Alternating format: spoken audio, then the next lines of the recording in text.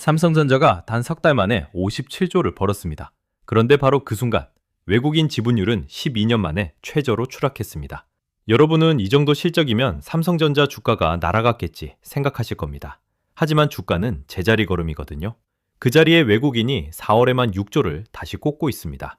이 돈이 향하는 단 한 곳을 끝까지 보시면 1조 달러 시대에 내 계좌가 어디 서야 하는지 보일 겁니다.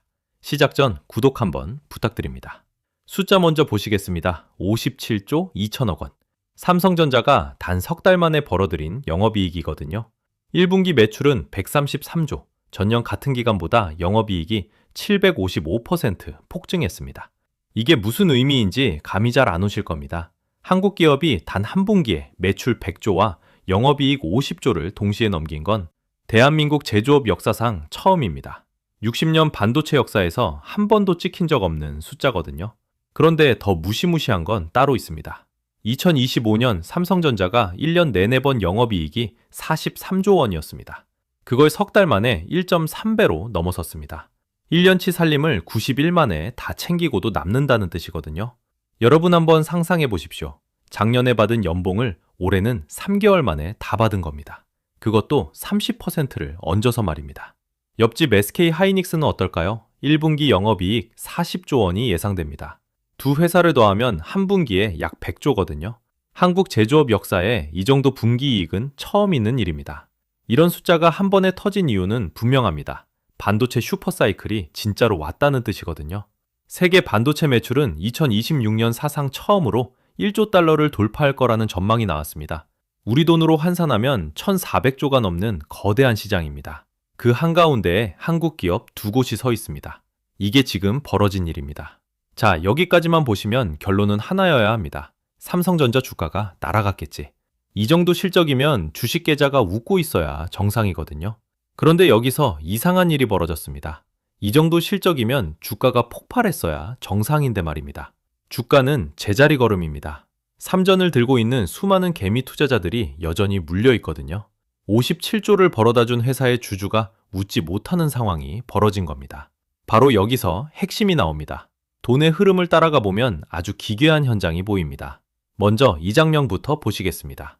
코스피는 6천을 뚫었습니다. 한 달 상승률 27%, 역대 최대 월간 상승률 근처까지 올라왔거든요.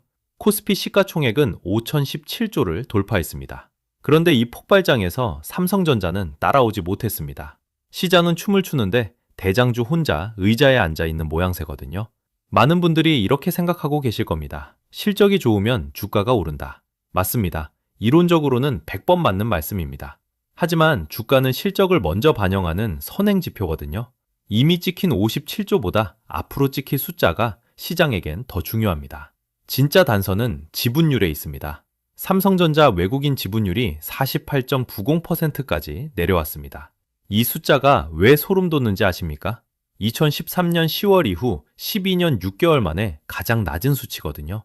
시점이 더 충격적입니다. 사상 최대 실적이 찍히는 바로 그 분기에 외국인은 오히려 한국 1등 기업의 지분을 12년 내 최저로 낮춘 겁니다. 외국인은 3월 한 달에만 코스피에서 40조를 순매도했습니다. 역사책에 기록될 만한 매도 규모거든요. 외국인은 시장의 파수꾼 같은 존재입니다. 이들이 먼저 빠진다는 건 뭔가 있다는 신호인 거죠. 그럼 그 파수꾼이 본 게 뭘까요? 세 가지입니다. 첫 번째, 피크아웃 우려입니다. 쉽게 말하면 이겁니다. 엔진은 지금 풀가동입니다. 그런데 엔진 오일 게이지가 이미 빨간색으로 넘어가기 시작한 상태거든요. SK 하이닉스 1분기 영업이익률이 70%를 찍었습니다. 세계 파운드리 1위 TSMC가 50%대인데 말입니다. 제조업에서 70% 영업이익률은 이례적입니다. 이게 언제까지 가능할지 외국인들이 의심하기 시작한 겁니다. 두 번째, 엔비디아 설레입니다. 불과 얼마 전까지 엔비디아 선행 PER은 33배에서 35배 사이였습니다. 그게 25배로 떨어지더니 22배까지 주저앉았습니다. 3분의 1 토막이 난 거거든요. AI 대장주도 이렇게 조정받는데 비슷한 논리가 한국 반도체에 들이닥치면 어떻게 될까? 외국인들이 먼저 계산을 끝낸 겁니다.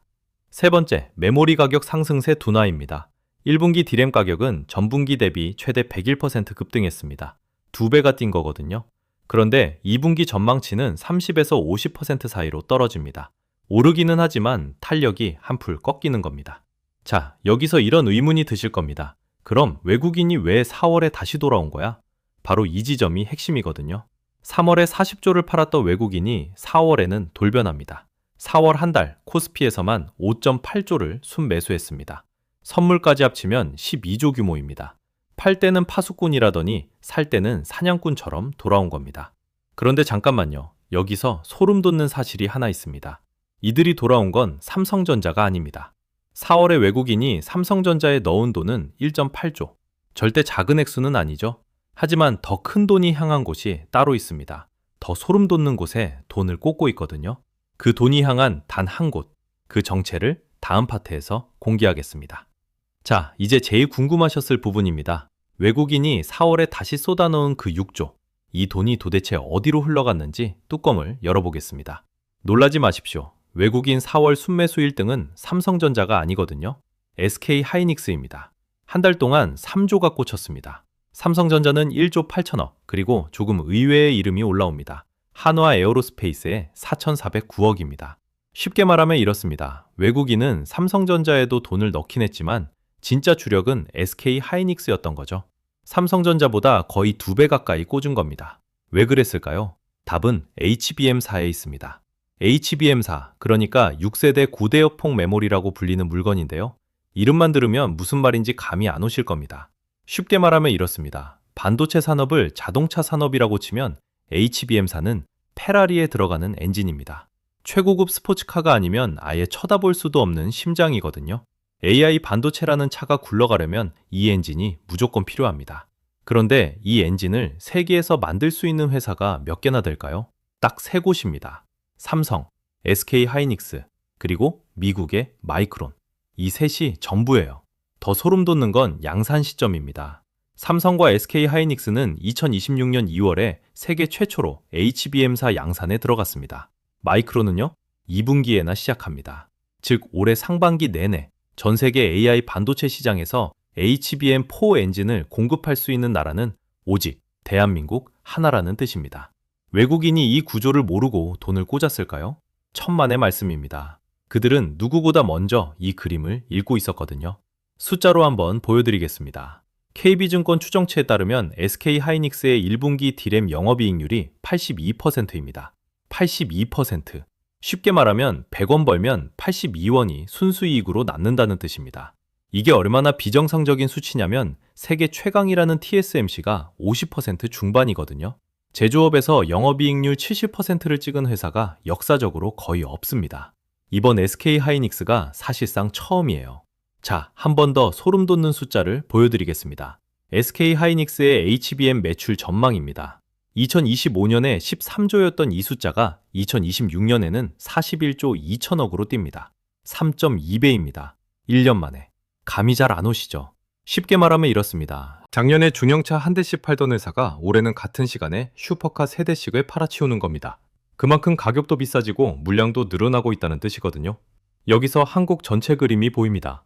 TSMC의 2026년 1분기 매출이 359억 달러입니다. 한 분기에. 그런데 삼성전자 반도체 부문 매출은 TSMC의 2배에 달합니다. 매출 규모만 놓고 보면 삼성전자는 이미 세계 1등 체급이라는 거예요.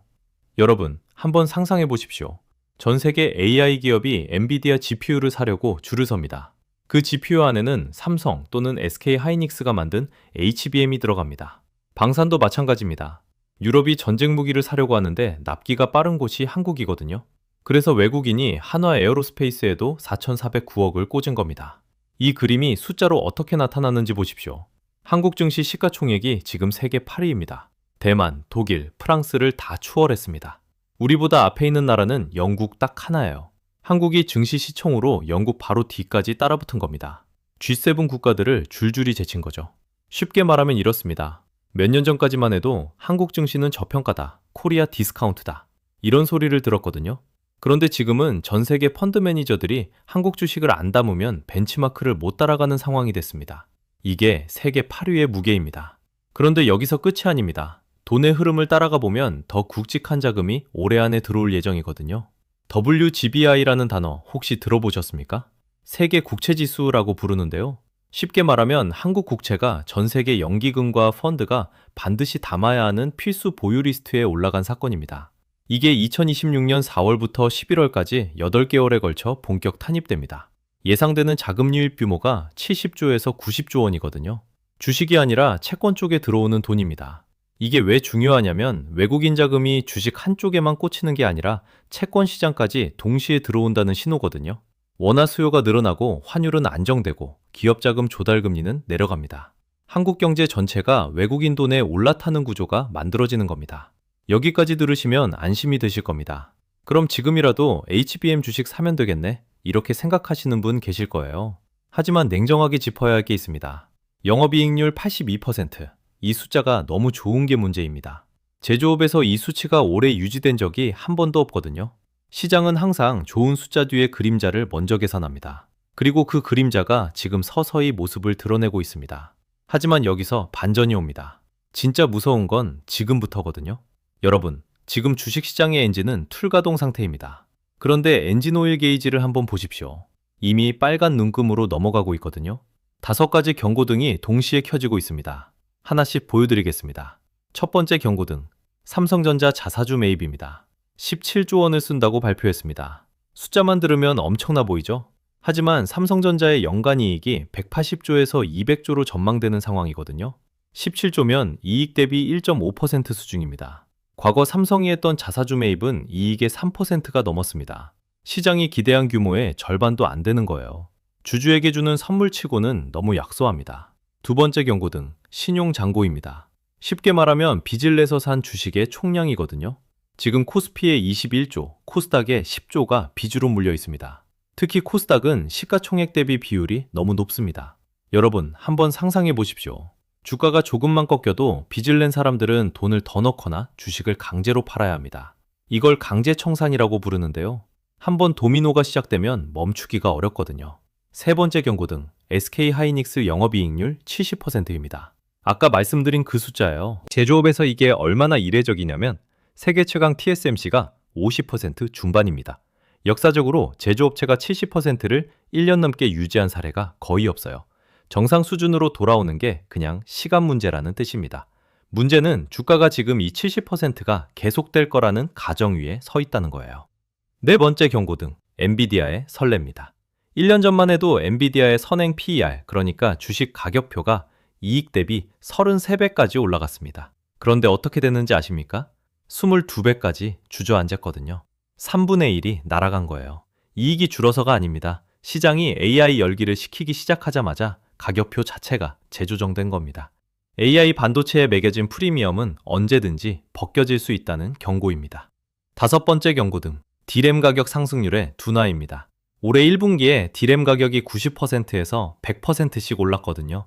역대급 급등이었습니다. 그런데 시장조사기관 트렌드포스는 2분기 상승률을 30%에서 50% 수준으로 내려잡고 있습니다. 쉽게 말하면 이렇습니다. 엔진이 풀가동으로 뛰고는 있는데 가속 페달을 더 밟을 공간이 사라지기 시작한 거예요. 앞으로 나아가는 힘이 분기마다 줄어드는 그림입니다. 자, 정리해드리겠습니다. 자사주는 시장 기대에 못 미쳤고 신용잔고는 31조까지 부풀어 있고 영업이익률은 제조업 역사상 보기 힘든 고점이고 엔비디아는 이미 가격표가 한번 꺾였고 D램 상승률은 둔화가 시작됐습니다. 이 5가지 신호가 동시에 켜지고 있는 거예요. 엔진은 지금 풀가동입니다. 그런데 오일 게이지가 벌써 빨간색으로 넘어가고 있습니다. 그래서 마지막으로 하나만 더 말씀드리겠습니다. 정리하면 이렇습니다. 삼성전자는 단 석 달 만에 57조를 벌었습니다. 한국 제조업 역사상 처음입니다. 하지만 외국인은 이미 그 전에 지분율 48.9%까지 먼저 빠져나갔거든요. 12년 6개월 만에 최저였습니다. 그리고 4월에 다시 돌아왔습니다. 그런데 그들이 돈을 꽂은 곳은 삼성전자가 아니었습니다. SK하이닉스의 3조, 삼성전자의 1조 8천억, 한화 에어로스페이스의 4,409억. 진짜 주인공은 HBM사를 가장 먼저 양산하는 SK하이닉스와 방산이었습니다. 한국은 지금 반도체 1조 달러 시대의 심장입니다. 증시 시총 세계 8위, 앞에는 영국 하나뿐입니다. WGBI 편입으로 70조에서 90조 원이 채권 시장에도 추가로 들어올 예정이고요. 그런데 동시에 5가지 경고등이 켜져 있습니다. 자사주 부족, 신용잔고 과다, 영업이익률 피크 우려, 엔비디아 PER 조정 선례, 그리고 D램 상승률 둔화, 기회와 리스크가 같은 시점에 서 있는 거예요. 여기서 여러분께 묻고 싶습니다. 여러분이라면 57조를 번 이 기업에 지금 들어가시겠습니까? 아니면 외국인이 두 번째로 돌아올 때까지 기다리시겠습니까? 혹은 이미 외국인이 돈을 꽂은 HBM 쪽 배에 올라타시겠습니까? 여러분의 판단을 댓글로 남겨주십시오. 누군가에게는 내 계좌를 지키는 나침반이 될 수 있거든요. 같은 시장을 보면서도 전혀 다른 해석이 나올 수 있다는 점, 그게 지금 한국 증시가 흥미로운 이유입니다. 다음 영상에서는 한국은행이 왜 금리 인하를 멈춰 세웠는지 파헤치겠습니다. 그리고 이 결정이 여러분의 주담대와 전세 보증금에 어떤 파괴력을 가지는지 숫자로 짚어드리겠습니다. 구독 눌러주시고 다음 영상에서 뵙겠습니다.